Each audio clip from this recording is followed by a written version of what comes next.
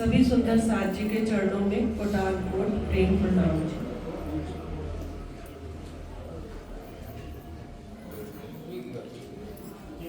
इन वाणी की बरकते खुले भिस्त के द्वार। सुंदर साथ जी, ये चुपाई इसलिए बोली है कि इस चुपाई तक हमें सबको आना है। हम सबको अपने यहाँ रहते रहते इस वाणी की बरकत से जो है अपनी भिस्त को यहाँ पर बैठे अपनी नजरों से देखना है। उससे पहले के 3 स्टेप हैं। उसका पहला जो स्टेप है वो है वाणी मंथन, जो हमारे सदगुरु का आदेश है। उसी के ऊपर चलते हुए हमने वाणी मंथन सब सुंदर साथ ने किया। मंथन करने के बाद दूसरा नंबर आता है सुंदर साथ जी चिंतन का।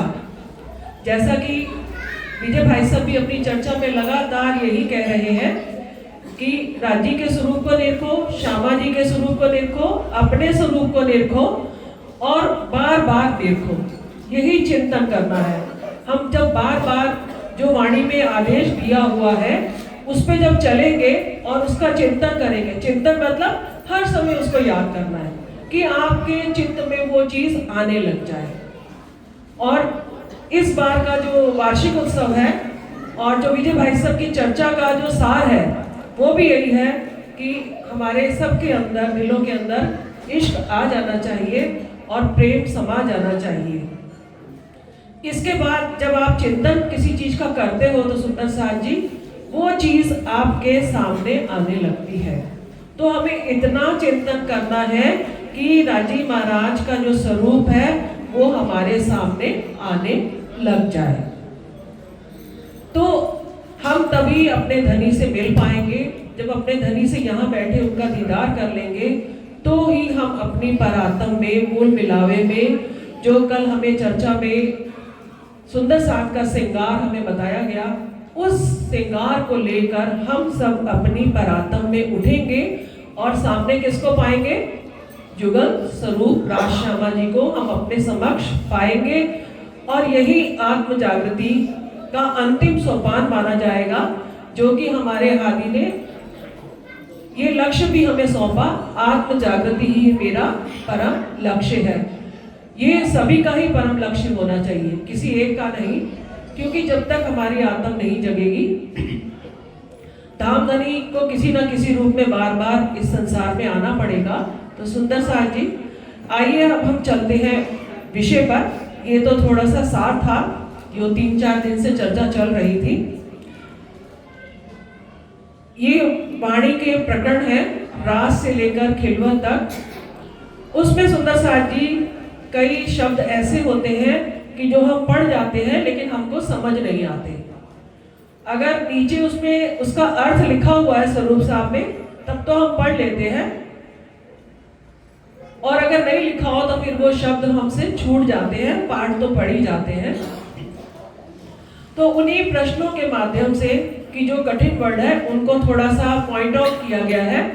वो सुंदर साथ ये वो प्रश्न पूछेंगे और उसको चुपाई के माध्यम से या जैसे भी धामधनी अपना हुक्म करेंगे, सदगुरु महाराज जी जैसे हम अंदर से दिल से प्रेरणा देंगे, उसको क्लियर करने की कोशिश करूंगी।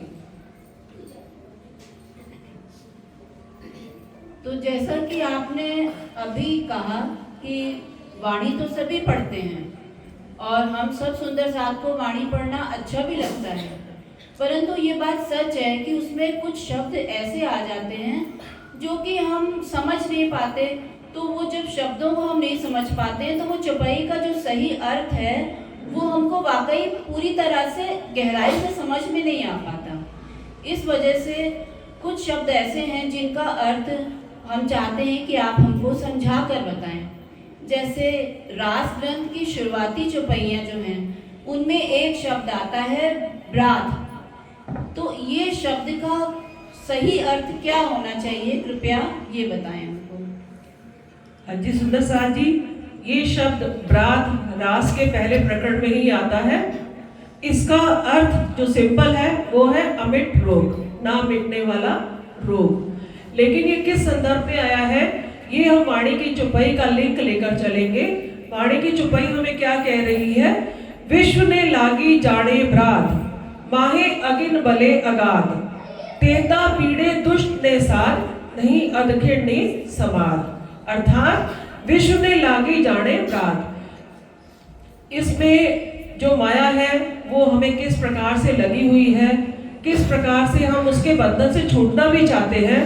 तो इंद्रावती जी ने बताया विश्व ने लागी जाने ब्राग, ये एक को नहीं, दो को नहीं, 100 को नहीं, पूरे विश्व को इस माया ने अपने अंडर में किया हुआ है।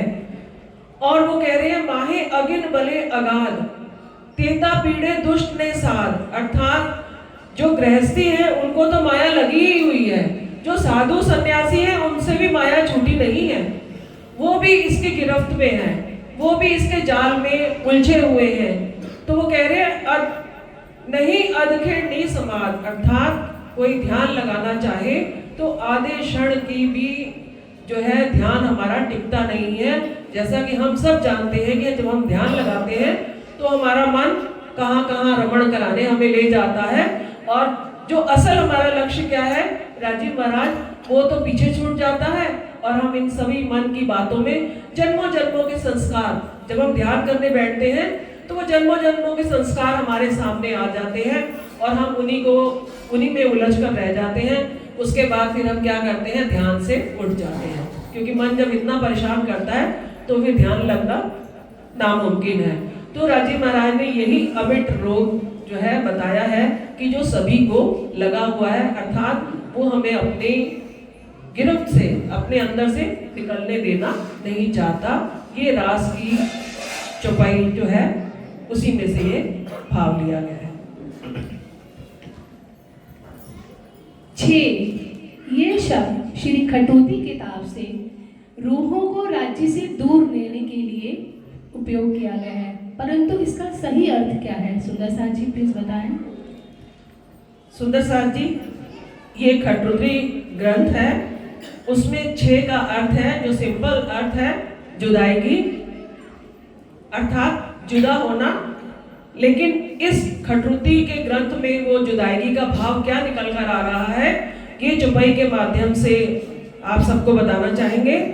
मारा अवगुण घना रे अनंत, पण 6 केम दीजिए रे, एणे वचने इंद्रावती अंग, वालो तेड़ी लीजिए रे। अब ये प्रसंग खटरुद्री का है, हम सबको थोड़ा सा खटरुद्री का माइंड में लाना पड़ेगा कि खटरुद्री क्यों उतरी है, कैसे उतरी है। अगर उसको बताएंगे तो बहुत वो हो जाएगा। तो यहाँ पर श्री मेहराज ठाकुर जी कह रहे हैं मारा अवगुण घना रे अनंत, पण 6 गेम दीजिए रे। जब उनकी देवचंद्र जी से जुदाई हो गई तो वो कह रहे हैं कि मेरे अंदर बहुत ही अवगुण है, पर आप मुझे उसके बदले में जुदाई नहीं दे सकते। एड़े वचने इंद्रावती अंग वालो तेड़ी लीजिए रे। इंद्रावती जी कह रही है कि ये मेरे धाम धनी, मैं आपको कह रही हूँ, आपको बुला रही हूँ, तो आप मुझे कृपा करके बुला लीजिए। तो ये जो है खटरुद्री ग्रंथ में 6 का भाव, अर्थात सिंपल जो अर्थ है उसका जुदाई की। कलश हिंदुस्तानी में एक शब्द आता है चरनी, कृपया हमें आप उसका सही से भाव बताएं।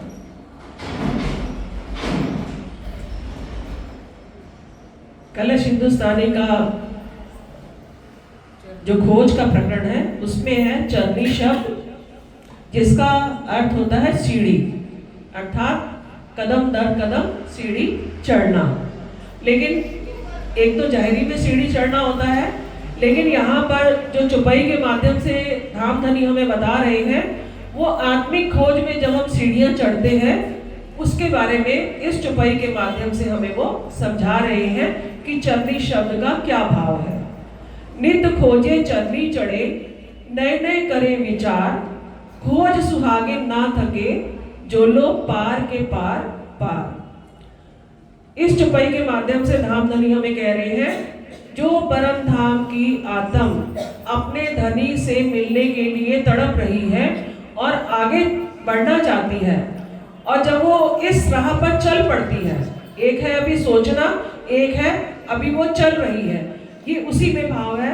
तो जब उसकी खोज शुरू होती है तो उसके अंदर स्वयं ही नए नए विचार आते हैं, धामधनी नए नए विचार उसके अंदर देते हैं कि आज मुझे ये करना है, आज मुझे इस तरह से अपने धनी को रिझाना है। तो वो कह रहे हैं खोज सुहागिन ना थके जो लो पार के पार पार। सुहागिनी जो आत्म है उसकी खोज ये तब तक नहीं बंद होगी जब तक वो कहाँ पहुंच जाए, मूल मिलावे में राजी महाराज के चरणों तक, राज शर्मा जी के चरणों में वो ना पहुंच पाए, तब तक इस आत्म की आध्यात्मिक जो सीढ़ियां हैं उसको वो चढ़ते रहना पड़ेगा। और अंतिम जो लक्ष्य है वो क्या है, हमारे धाम धनी है। तो चरनी का शब्द जाहिरी शब्द हो गया, सीढ़ी चढ़ना, और आध्यात्मिकता में जो है हम जो है धाम धनी की खोज करते करते वो सीढ़ियां चढ़ते चढ़ते हम राज्य के चरणों में पहुंच जाए। जी एक जकात शब्द आता है अपने वाणी में, उस वो हिंदुस्तानी अर्थ है कि वैसे दूसरा इसका समझाइए। दान से मेरे को लगता है कि दान है जकात। हाँ ठीक ठीक बात है, बिल्कुल सही आपने कहा है। जगात शब्द जो है वैसे कुरान से आया है, लेकिन अपनी वाणी में इसका ज्यादा वर्णन जो है खुलासा ग्रंथ में आया है सुंदर साथ जी, जिसका कि सही अर्थ भाभी ने बताया है, दान देना ही है। तो जो चौपाई के माध्यम से धामधनी हमें इस चौपाई का, इस शब्द का जो भाव बता रहे हैं वो है कलमा निमाज रोजा दिल से दे जगात आप दान, करे हज हमेशगी ए दिल मोमिन अर्स सुभान। तो क्या बता रहे हैं, जो नमाज पढ़ते हैं मुसलमान, उनमें 5 प्रकार की ये नमाज है, 5 प्रकार के ये नियम है जो वो रोज करते हैं।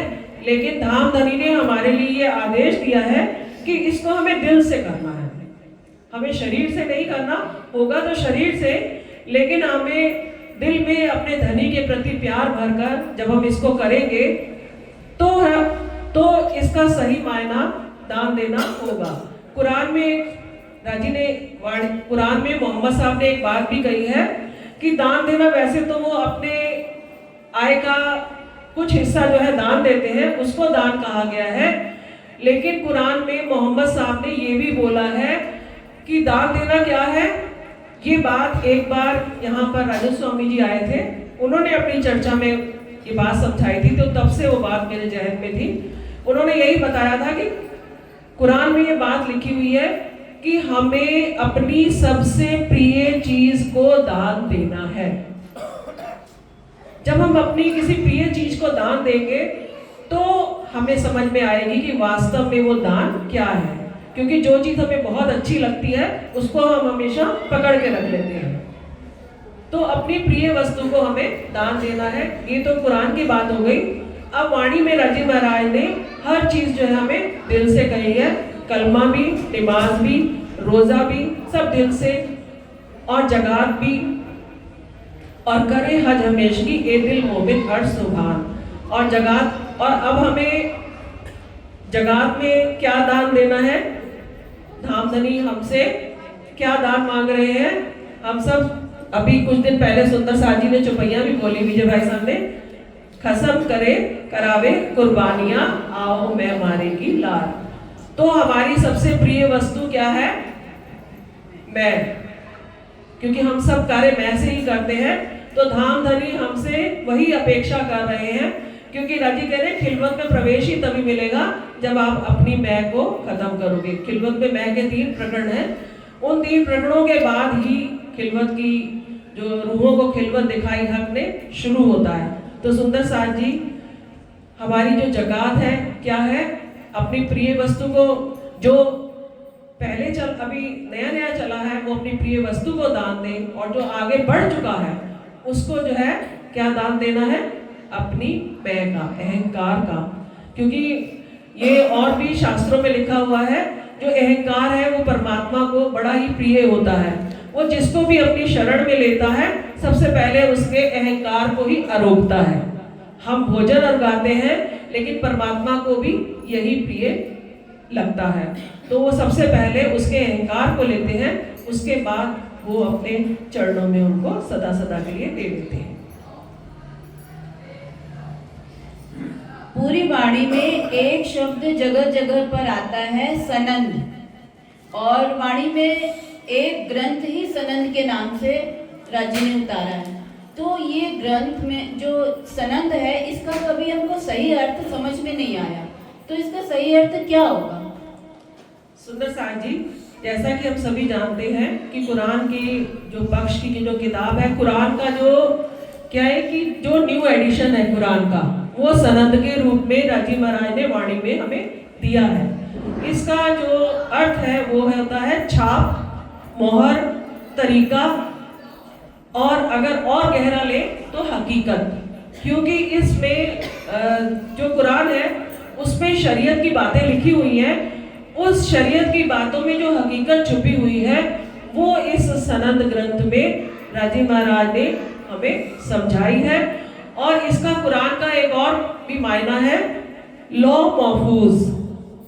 लौ महफूज का होता है कि लोही के पट्टी के ऊपर लिखा हुआ वाक्य जो कभी भी नहीं मिटता, अर्थात जो धामधनी ने एक बार कह दिया तो बस कह दिया, उसके बाद वो मिट नहीं सकता। तो सनंद का जो है ये भाव निकल कर आ रहा है। ये वेदिया शब्द क्या वेदों के ज्ञाता को कहा जाता है, जो हमारे श्री कलश गुजराती किताब में आया है? कृपया मार्गदर्शन करें। वेदिया, जैसा कि अंजलि ने बताया कि वेदों के ज्ञाता को ही कहा जाता है, बिल्कुल सही उन्होंने शब्द को पकड़ा है और अर्थ बताया है। अब इसमें जो वेदों के ज्ञाता है, केवल एक वेद नहीं आता, इसमें ऋग्वेद, सामवेद, यजुर्वेद, सारे ही वेद आते हैं। उन सबको जो जानता है उनके बारे में, उन वेद की ऋचाओं के बारे में जो सब जानता है, उसी को ही वेदों का ज्ञाता कहा जाता है। और वही जो वेदिया होता है वही उनकी जो संस्कृत में भी श्लोक लिखे होते हैं उनकी व्याख्या वो कर पाते हैं।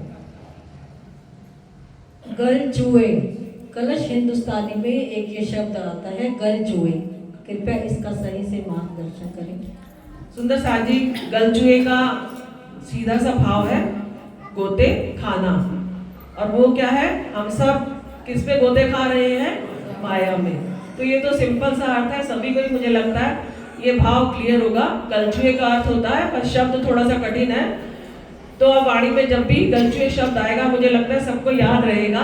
इसका अर्थ होता है गोता खाना, अर्थात इसकी जो चुपाई है, ओटा लेवे जिमी बिना, पांव बिना दौड़ी जाए, जल बिना भवसागर, या बे गलजुए खाए।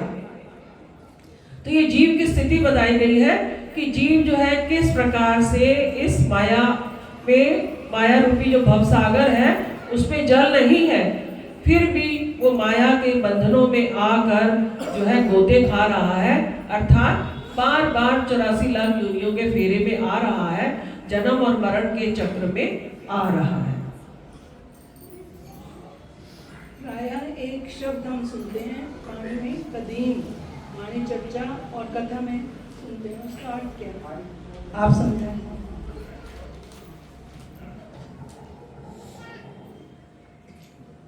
सुंदर साथ जी, कदीम शब्द का सिंपल सा अर्थ है प्राचीन काल से, कि जो प्राचीन काल से जो चीज चली आ रही है।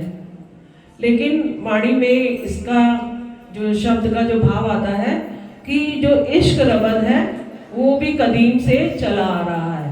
अब प्रश्न ये है कि परम धाम में तो प्रेजेंट, पास्ट और फ्यूचर टेंस है नहीं, तो उसके लिए राजी ने इसीलिए उनकी हर बात जो है प्रेजेंट में भी घटेगी, पास्ट में भी जाएगी और फ्यूचर में भी जाएगी।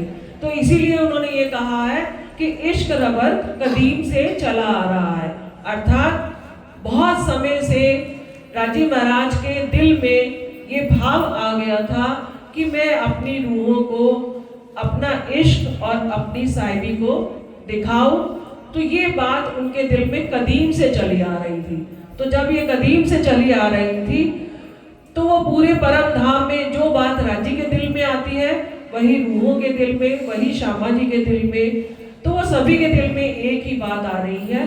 तो यही है कि इश्क रबद जो है कदीम से चला आ रहा था।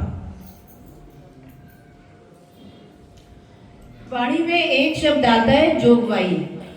ये जोगवाई शब्द का सही भाव क्या होगा?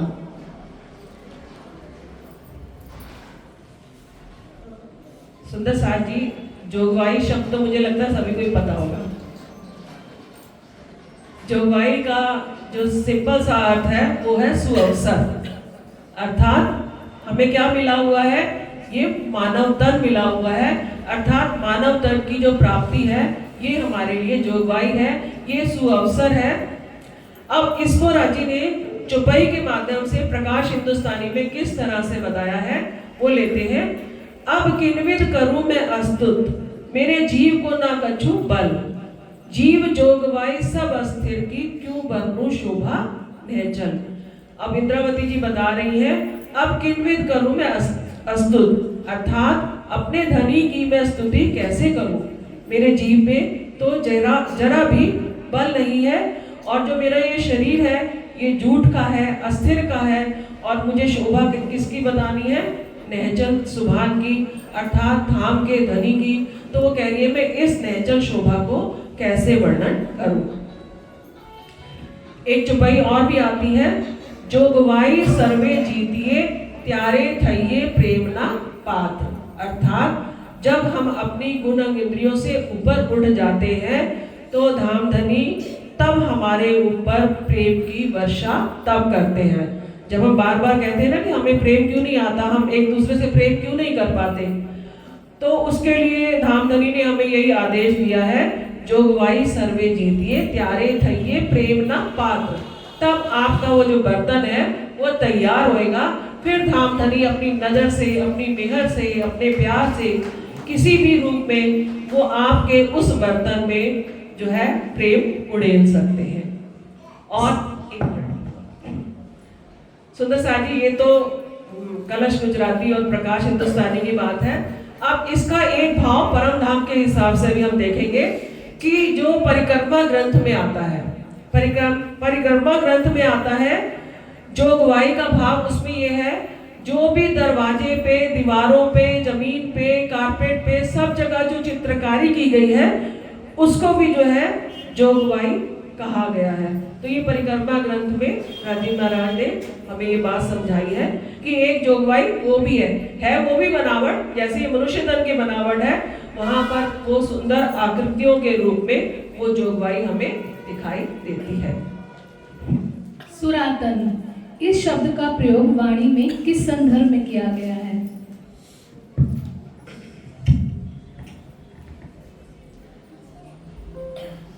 सुरातन का सुंदर सा जी सिंपल सा भाव है योद्धा, और इसका जो वाणी में राजीव महाराज ने हमें चौपाई के माध्यम से जो इसका भाव समझाया है, सुरातन सखियों का मुख से कहो ना जाए।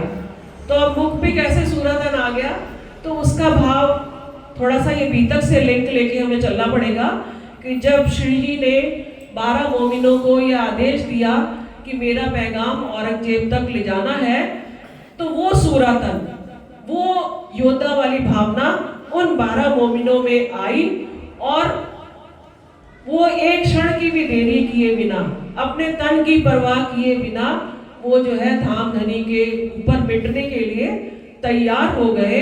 तो धामधनी ये बता रहे हैं, सुरातन सखियों का मुख से कहो न जाए। तो उनके अंदर उस समय जो भावना आई वो सुरातन का भाव लेके होगी, क्योंकि लड़ने जो है दुनिया वाले भी तलवार से लड़ने जाते हैं, लेकिन वो 12 मोमिन अपने मेहरबान की मेहर को लेकर ज्ञान की तलवार से उन मुसलमानों के ज्ञान के जो प्रश्न थे उनका उत्तर देने के लिए और विजयाभिनंद बुद्ध निष्कलंक स्वरूप की पहचान देने के लिए था। तो ये सुरातन का भाव आएगा।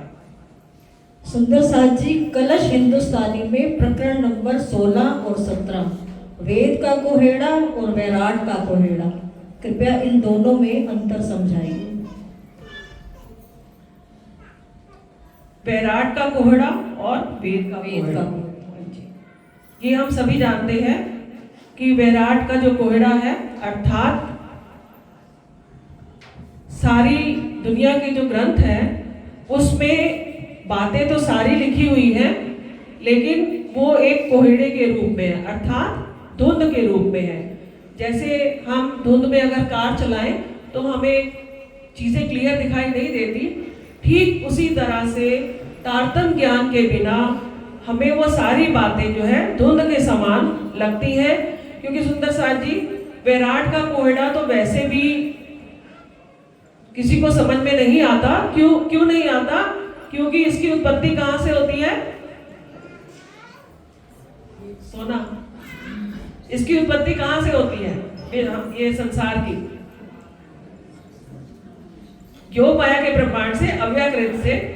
आज मुझे चित्रांशी की याद आ रही है, वो तुरंत से जो है 1 मिनट की भी देरी नहीं लगाती थी और तुरंत जवाब देती थी। हमने बात विराट का कोहड़ा।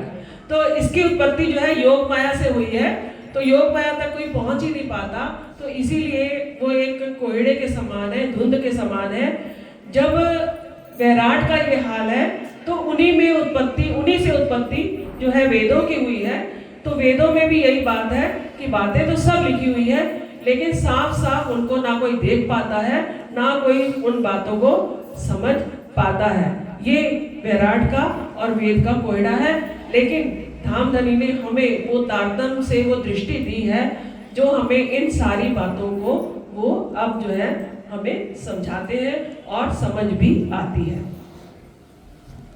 वाणी में कई जगह ताल शब्द का प्रयोग किया गया है, उसका क्या अर्थ है?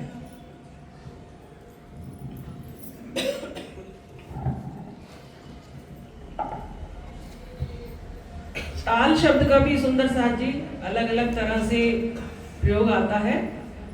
ताल का अर्थ समय भी होता है और ताल का अर्थ ताली बजाना भी होता है, कि जो हम ताली बजाते हैं। और जो वाणी में इसका जो भाव आया है वो है हौज कौसर ताल, अर्थात हौज कौसर तालाब से इसका भाव आया है। अब चौपाई से हम देखते हैं कि धामधनी हमें क्या निर्देश दे रहे हैं। अब कहूं मैं ताल की, अंदर आए सको सो आए, जो रूह होवे अर्श की, फिर ऐसा ना पाइए दाव। धामधनी कह रहे हैं हौज कौसर ताल सुंदर साथ जी, जैसा कि हम सभी जानते हैं कि राज्य के दिल को कहा गया है, तो कह रहे हैं अब कहूं मैं ताल की, अंदर आए सको सो आओ। कि जो भी कोई मेरे दिल में या हौज कौसर में स्नान करना चाहता है, वो जो है धामधनी कह रहे हैं मेरे पास आए, जो रूह होवे अर्श की, फिर ऐसा ना पावे दाव। अर्थात धामधनी ने हमें ये इस बार वाणी के माध्यम से ये सुअवसर प्रदान किया है कि हम जो है हौज कौसर की शोभा को जाने, हौज कौसर की शोभा को समझे और उसमें जो है रमण करें। क्योंकि राजी ने रूहों को, हम सब रूहों को हौज कौसर की मछली कहा है, इसका ये भाव। प्रकाश गुजराती किताब में एक शब्द आता है निघात, तो इस निघात का क्या भाव होगा?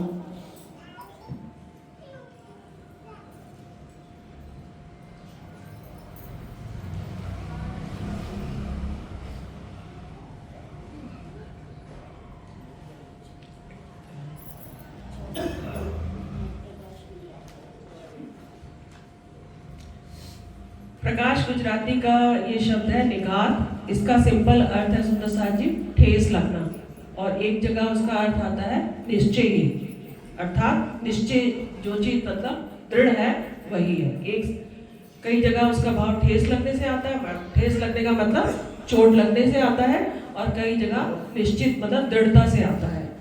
तो जो चुपई में हमें धामधनी बता रही है, सांभरो साथ अवसर आयो हाथ जी, आप नाख्या जे पहले फेरे, वली नाखजो एम निघात जी।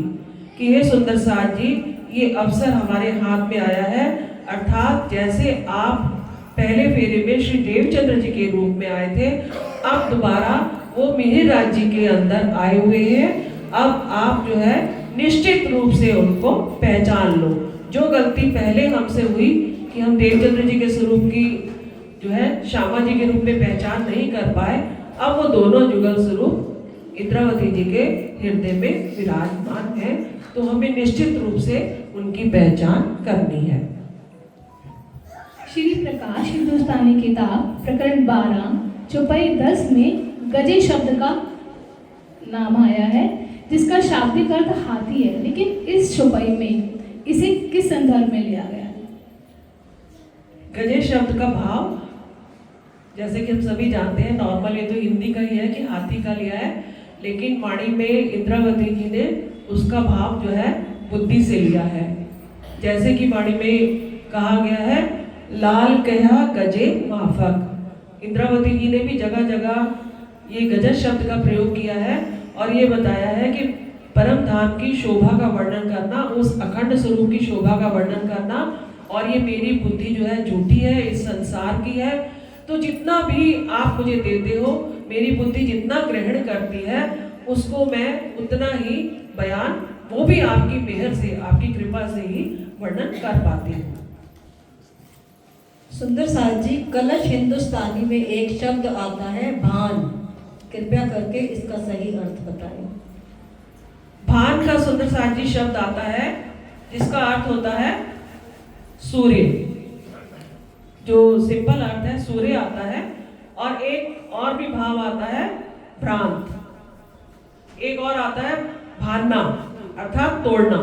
हाँ, तो राजीव महाराज हमें बता रहे हैं कि वाणी में प्रकाश हिंदुस्तानी में एक प्रकरण आता है कि भान जो है सूर्य को भी कहा जाता है, तो सूर्य जिस प्रकार से हमें जीवन देता है उसी प्रकार से जो है भान शब्द जो है राजीव महाराज के ज्ञान के लिए भी है। उदयो नहचल भान, अर्थात ज्ञान का सूर्य इस समय उदय हुआ है, तो हमें उस ज्ञान की रोशनी को अपने दिल में धारण करना है। सुंदर सर जी, एक जाहिरी और बातूनी शब्द प्रयोग किए जाते हैं अपने वाणी में, उसका अर्थ समझाइए। सुंदर साथ जी, ये हम सभी जानते भी होंगे थोड़ा बहुत, तो क्योंकि जाहिरी और बातूनी, तो इसका हम थोड़ा सा, जाहिरी का मतलब होता है कि जो बाहर है जाहिरी, और बातूनी मतलब उसका थोड़ा सा गहरा भाव। तो ये जाहिरी और बातूनी हम इसको देखते हैं, यहाँ से शुरू करेंगे इस संसार से और परम धाम के अंदर मूल मिलावे तक ये ले जाएंगे, जाहिरी और बातूनी। उसका भाव किस प्रकार से है, जैसे कि इस संसार में जो भी ज्ञान है उसका जो मूल है वो कहाँ पर है, बैकुंठ में। तो ये जाहिरी जितनी भी संसार की चीजें हो गई, ये जाहिरी हो गई, और वो जो है बातूनी हो गई। अब बैकुंठ से आगे क्या है, आदि नारायण का स्वरूप है, तो बैकुंठ की बातें जितनी भी हो गई वो फिर सब जाहिरी हो जाएंगी, और उसके आगे आदि नारायण और उसके भी पार जब योग माया में अव्यकृत शुरू हो जाएगा तो वो जो है वहां पर बातूनी भाव हो जाएगा। जो बातूनी था अब वो उसके आगे का दूसरा स्टेप आएगा तो वो बातूनी हो जाएगा। ठीक इसी तरह से जब योग माया का ब्रह्मांड को हम बातूनी अभी लिया, तो उसको हम जब जाहिरी लेंगे तो जाहिरी किस तरह से लेंगे, वो जाहिरी हो जाएगा योग माया का ब्रह्मांड की बात, और बातूनी कौन सी हो जाएगी, श्री रंग महल के श्री परम धाम के अंदर जो अक्षर महल आया है वो बातूनी भाव हो जाएगा। और अंत में जो अक्षर महल है, यानी कि अक्षर महल का मतलब वो है हकीकत की बातें, तो जो हकीकत की बातें हैं अब हमें कहाँ पर जाना है, मार्फत में, तो जो रंग महल है वो जो है बातूनी हो जाएगा। इस तरह से इस संसार से लेकर परम धाम के अंदर तक का ये भाव है जाहिरी और बातूनी का। प्रकाश गुजराती ग्रंथ में 5वें नंबर के प्रकरण की एक चौपाई 57 नंबर की है, जिसमें एक शब्द आता है नक्तरोड़। नक्तरोड़ शब्द का क्या सही भाव होगा? नक्तरोड़ का सुंदर साथ जी, इसका भाव ये है, इसका भी लिंक माया से ही है, तो इसका जो सिंपल सा जो भाव है प्रचंड और पूर्व। अब ये हम सभी जानते हैं कि किस प्रकार से हम माया के बंधनों में जकड़े हुए हैं, और माया का कभी कभी जब हम धाम धनी के राह पे चलने लगते हैं तो माया का कैसा जो पूर है वो आता है और हमें अपने साथ बहा कर ले जाता है, और हम धाम धनी की तरफ ना जाकर कहाँ चले जाते हैं, माया की तरफ चले जाते हैं। यही प्रचंडपुर है। और इसकी जो चौपाई साक्षी जो है वाणी में दी गई है, नख त्रोड़पुर तणाता बाहें ग्रहीने कौन वाल से, अर्थात हम जो है नख से शिख तक माया में जो डूबे हुए हैं, तो हमारी बाहां पकड़कर इस माया से हमें कौन निकालेगा, अर्थात हमारे धाम धनी ही हमें इस माया से निकाल पाएंगे। वाणी में ससुई शब्द किसे कहा गया है? सुंदर साथ जी, वाणी में ससुई शब्द आता है, सब पढ़ जाते होंगे क्योंकि ये गुजराती में है तो सबको समझ में नहीं आता होगा, लेकिन इसका सिंपल सा है, ये अभी सुन लेंगे तो हमेशा के लिए क्लियर हो जाएगा। ये पंजाब में एक प्रेमी और एक प्रेमिका हुई है जिनको कि सस्सी और पुन्नू कहते हैं, जैसे ही और रांझा, रोमियो और जूलियट।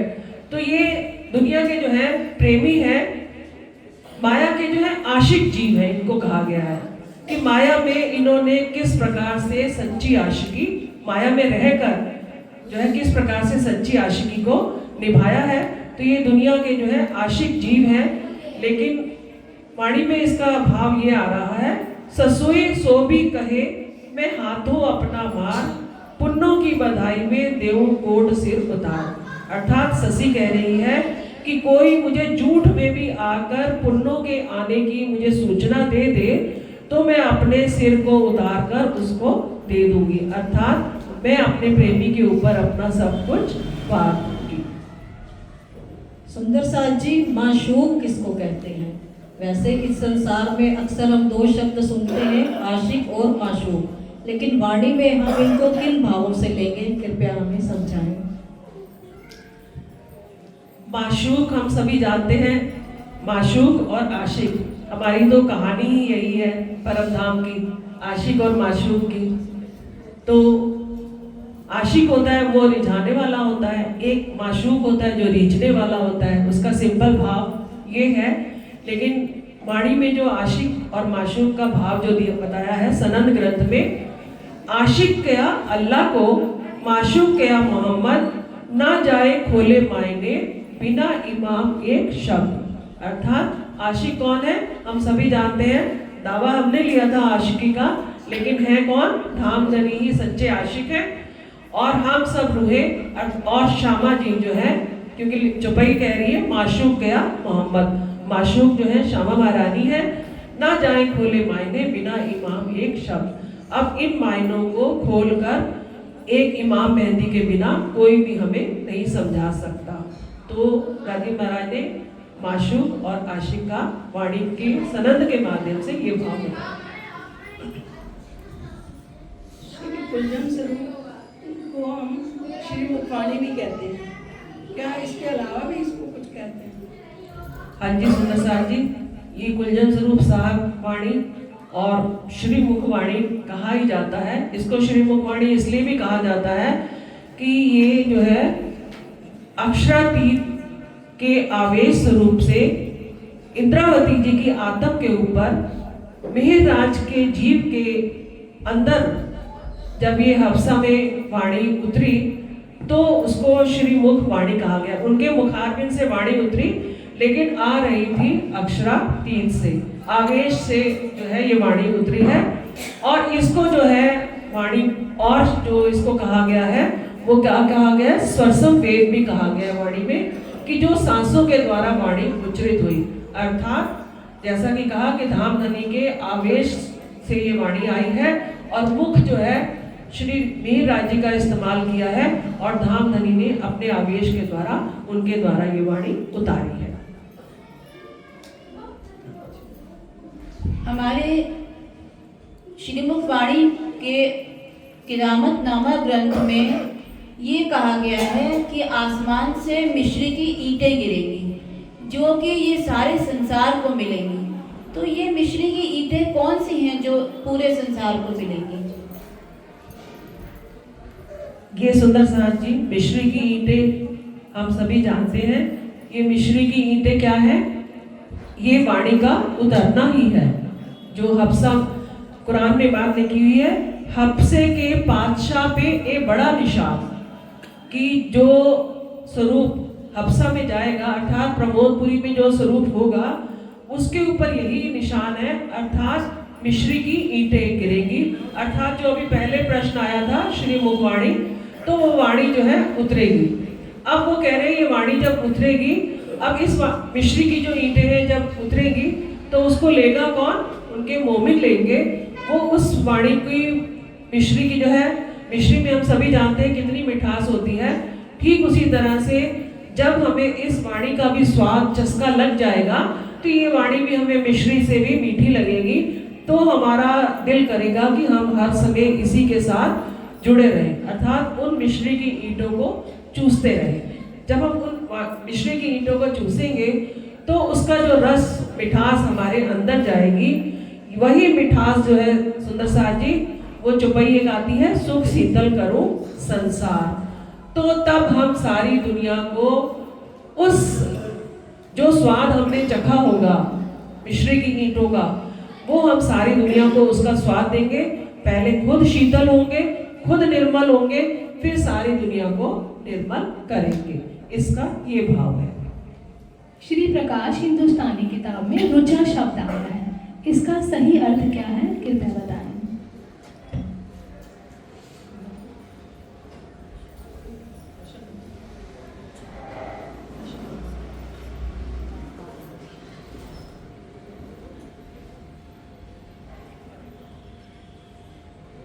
रुचा, सुंदर साथ जी, रुचा का जो सिंपल अर्थ है वो क्या है? वेद की ऋचाएं। जो वेद में जो ऋचाएं लिखी हुई हैं उनको रुचा करके वाणी में लिखा हुआ है।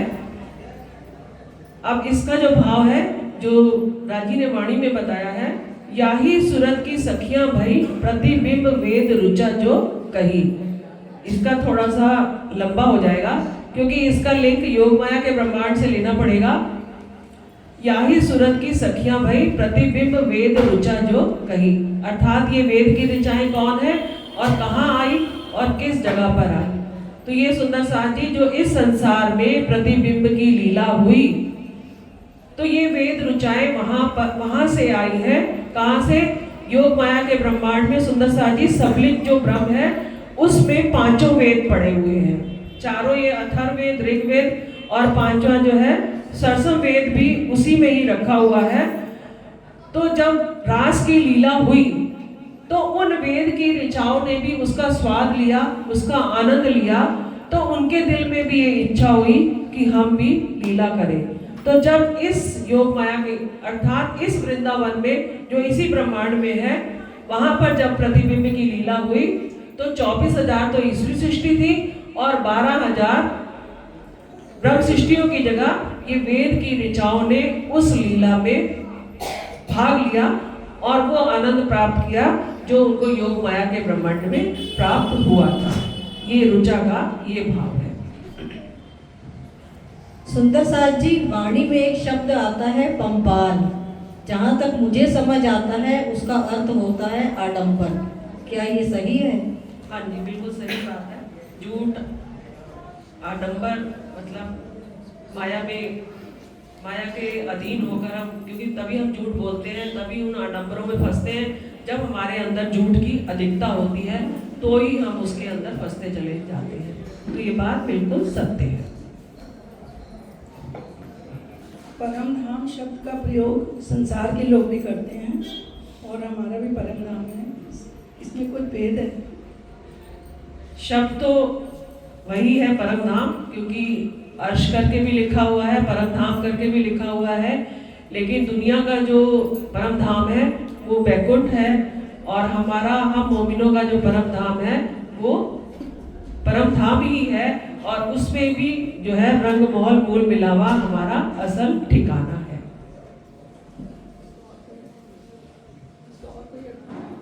मुझे तो यही समझ में आ रहा है, अगर आपको कुछ और अच्छा समझ में आ रहा है तो आप बताइए। नहीं, ऐसा नहीं है कि भाई मुझे ही आ रहा है, कोई भाव आपके भी दिल में आ सकता है, आप बेशक बता सकती है अगर आ रहा है। बोलिए श्री प्राणनाथ प्यारे की जय, बोलो श्री सद्गुरु महाराज की जय। सुंदर साजी स्वीकार कीजिए, कोई गलती हो तो क्षमा करें।